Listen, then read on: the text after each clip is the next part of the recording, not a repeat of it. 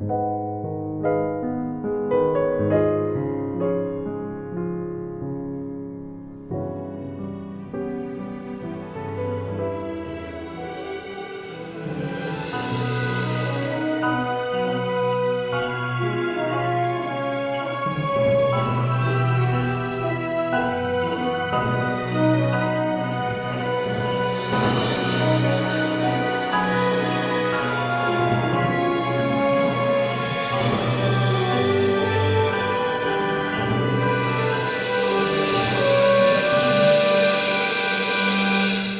everyone, how's it going? Welcome along, thanks for coming.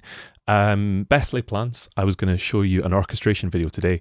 I've done a really Christmassy, cheesy kind of orchestral piece, and I was going to show you the whole process, but the video that I did completely corrupted, which is very annoying. Christmas gremlins are out, but we are here and I'm going to show you this piece anyway. I did a really simple piano sketch, which you can see on the channel. I'm going to link that here, and you can hopefully be able to hear how I've taken this really simple piano sketch and turned it into this orchestral piece. It's not finished yet, it's not mixed at all. We've got Cinematic Studio strings, a whole smattering of percussion. We're using Infinite Brass by AaronVenture and Infinite Woodwinds, also by AaronVenture. Anyway, let's just get in, and I'm just going to play you, probably not the whole thing, just give you a flavour of what we're about, and I'll kind of show you how I made this Christmas orchestration. So here we go. Here comes this first little look at this.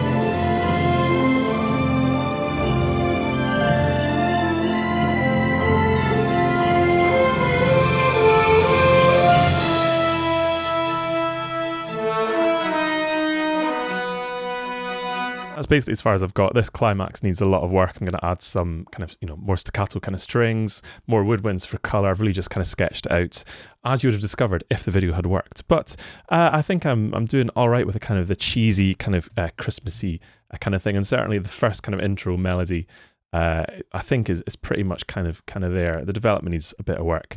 I'm just using the performance samples, fluid spiccatos, which are fantastic just for sketching, just kind of getting stuff in. for this little kind of development kind of section here before the strings sort of take over. But yeah, hopefully if you compare this to the piano sketch, you'll be able to hear sort of where this has essentially come from. And basically everything is just held together by this, these kind of 4 chords that we hear at the beginning. So let's just talk about kind of the sound that I'm using here. So if we look at the strings, first of all, I'm actually able to do quite a lot of processing to begin with to kind of put it in the space. So let's just go to a little part of the strings where they kind of come in. I'm really kind of going for that kind of lush sort of sound. Come in here with harmonics, first of all.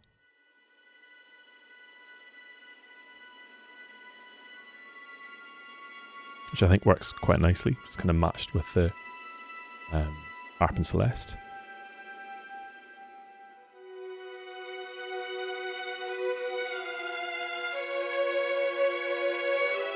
Just upper strings, just a kind of light sound. Then the cello joins an octave lower and the basses come in.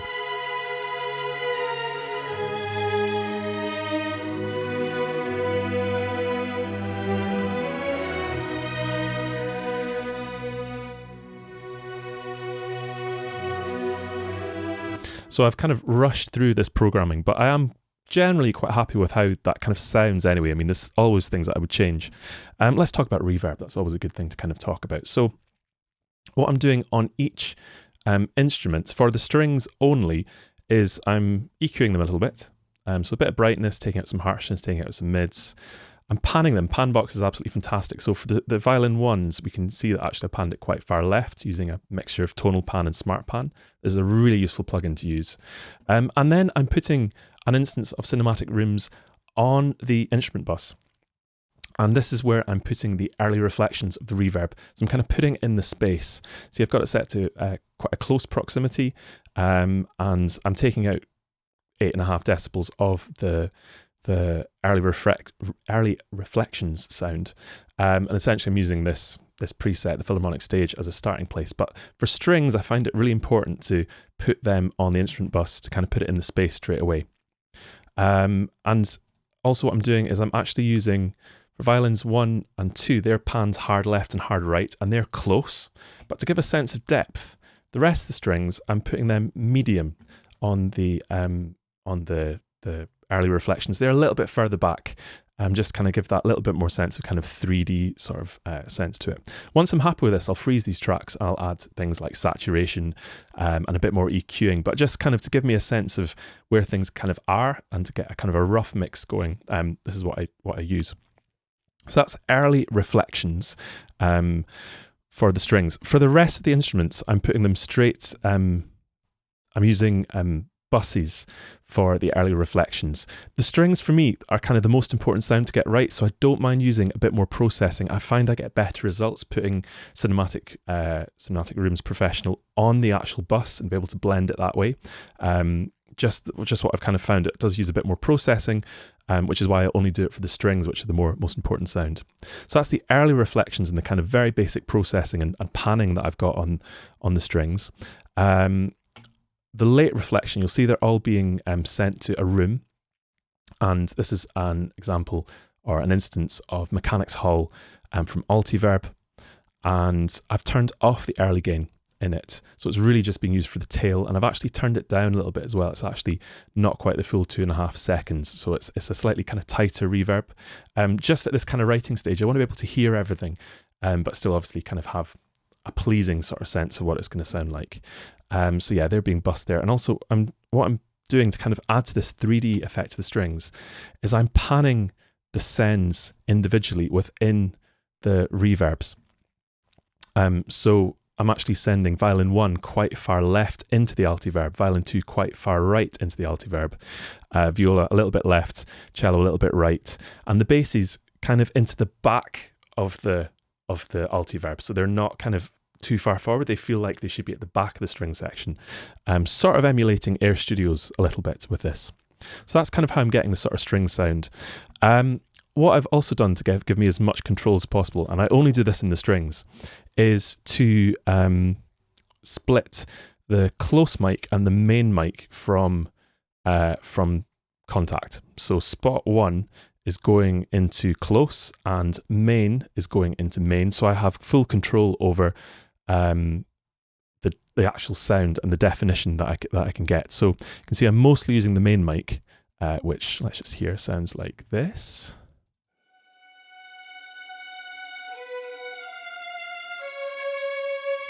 Really great sound. And then I'm just adding a tiny bit of close for detail.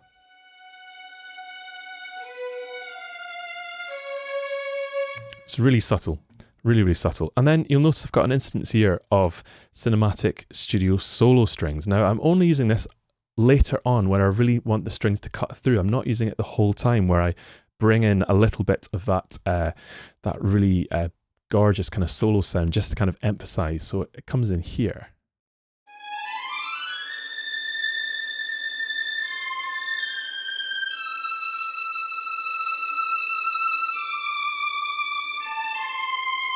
Turn it off. Loses a bit of definition.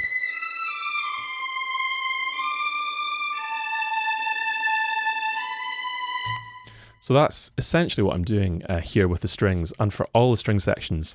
The basses, eventually I will add a kind of sub bass to them. There's no Cinematic Studio solo bass. So I'll add a sub bass in Omnisphere or something to them to add a bit of depth. They're a little bit lost just now. This is not meant to be a kind of proper mix. But that's essentially what's going on in my strings to kind of give that nice sort of wide cinematic sort of sound with Cinematic Studio strings. And this is something I kind of really worked on this year with my template, and hopefully 2025 has sort of been well spent getting this kind of right. I'm quite happy with the sound of it for this kind of piece. What's great is I can actually bring up the close mic if I'm writing something which is maybe staccato or needs a bit more definition, or bring down the close mic for this sort of thing where we're looking for that more kind of gorgeous sort of sweeping sort of sound. So that's essentially what's going on with the strings. There's my secrets to how I'm getting this string sound. Obviously with the microphones, I'm only using close and main. I don't want any of the room into this because I'm putting it all in the same room. The whole orchestra is going into an instance of this Altiverb somewhere. So for example, if we go along to the brass and just look at what I've got set up there. So I actually have brass early reflections and brass late reflections. So rather than having an instance of Cinematic Rooms Professional on each instrument, I'm just bussing them. As I said, the strings are kind of the most important sound to get right and have that sort of depth. The brass are obviously really important, but I find I still get good results this way. So if we go to the horns, I'm doing a little bit of processing again, so a little bit of kind of panning, taking out some of the harshness that this library does have. Using mostly the main mic and a little bit of the close for definition. That's for all the brass. And then they're being sent to this instance, same kind of Philharmonic stage, but medium, so a bit further back. And then an instance of Altiverb, but I'm being different. The pre-delay is different, and I'm really kind of changing the high damp quite a bit. Just to really feel like it's a reverb that's a bit further away, that their sound is a bit further away. So I might do a kind of tutorial video on that later on. But each instance of Altiverb has kind of been affected a little bit so that the brass sound a bit further away. They're not quite as bright because sounds that are further away don't sound quite as bright. And then we've got, the strings, which obviously sound a bit brighter and a bit closer. So here's the horns.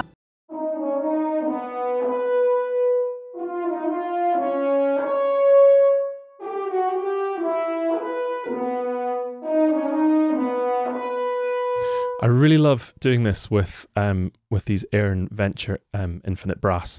Of just getting all four horns to play one part, because what's great, what's inbuilt into each of these instruments is a humanize button, humanize mode. So every time that you hear it, each instrument plays it slightly differently, and we can change the pitch accuracy as well. So it really sounds like we're getting minor kind of differences between each instrument, and that's what makes it sound like a section of horns playing, because we have these really minor differences going on, which makes it sound more realistic. Humans will not play something completely accurately every time, and that's what makes it sound really real. The trumpets as well, so I'm not really using them too much in this.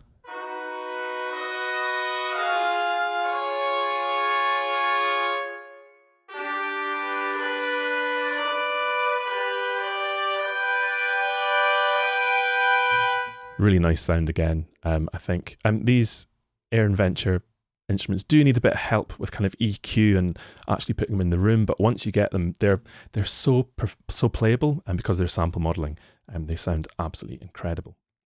Okay, woodwinds again. I'm using AaronVenture sample modeled instruments. Here's some flutes.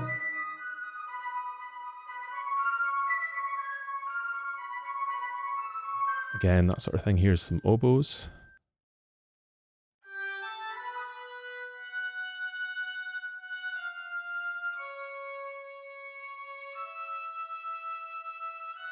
Really great sound. You can see I've just copied up the horns and I've been a bit lazy and copied the trombones up. But for the sake of this kind of sketch, I think it works fairly well. And then the lower brass, I think, sound pretty good. They kind of come in quite powerfully.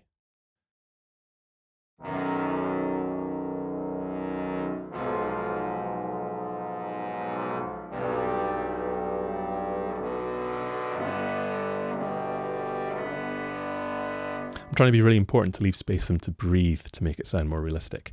Okay, so now let's go to the percussion, which is where the real kind of Christmassy fun kind of comes from. So we've got, I'm using Musio Cineperc metal for this kind of mark tree, which comes in. I mean, how could it be Christmas without a mark tree? And then 2 instances of sleigh bells. So one from Musio and another one from EastWest, which is in there somewhere.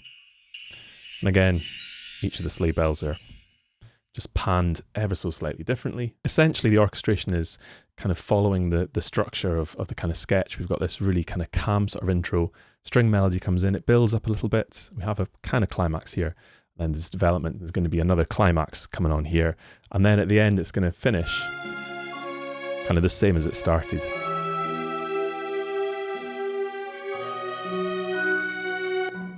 But I'm quite happy with how it's sort of sounding, and I think it's kind of adding to that sort of Christmas sort of cheer, perhaps. I'm still struggling to kind of get away from absolute utter darkness in my music sometimes, so it's been quite nice to write something which is actually in a major key, with plenty of minor chords, but you know, something which is actually quite kind of uplifting, perhaps, or I don't know, heartwarming. Here's the keys kind of section, so harp, piano, Celeste. Using this grandeur, which I think is just a gorgeous piano.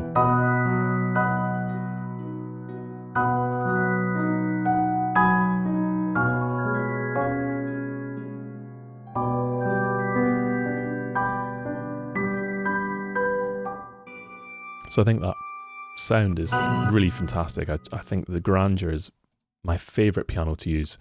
And again, I'm not using any of the inbuilt reverb in it at all. I'm just going to cinematic rooms and a different instance of Altiverb, a slightly different kind of damping on it and everything. So the actual kind of writing of this piece was kind of fun. Essentially, it's all just based on these chords in the opening, which I think sound fairly festive. And then this melody comes in.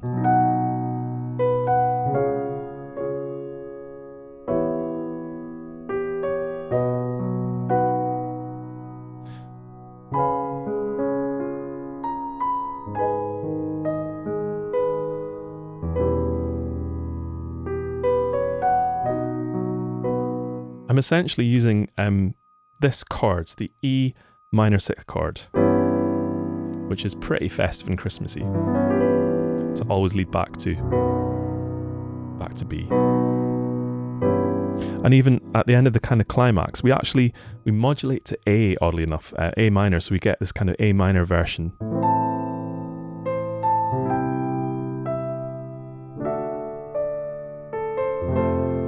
But then we arrive at an A major version.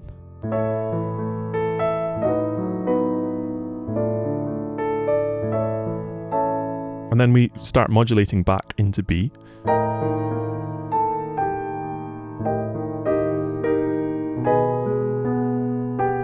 And here I'm using that E minor 6th chord to take us back into B. So that's what sort of happens around about this climax before we arrive back home. So that's a really not quite the look I was hoping to show you of how orchestrated this piece. But essentially, if you have any questions, please let me know. I just wanted to kind of show you and give you this sort of Christmassy, sort of feel-good, sort of heartwarming piece, and maybe show you how I get some of the sound at least. So I hope you at least got something about the sort of reverbs that I'm using and how I'm using them. The piece is absolutely not perfect, but hopefully gives you an idea of basically where my template is sort of at just now. It's taken me a while to actually work out what I want my template to be and what should be in it. It's taken me a while to choose the AaronVenture kind of instruments, but just get so much musicality and control from them. They take a bit more programming, but it's totally worth it.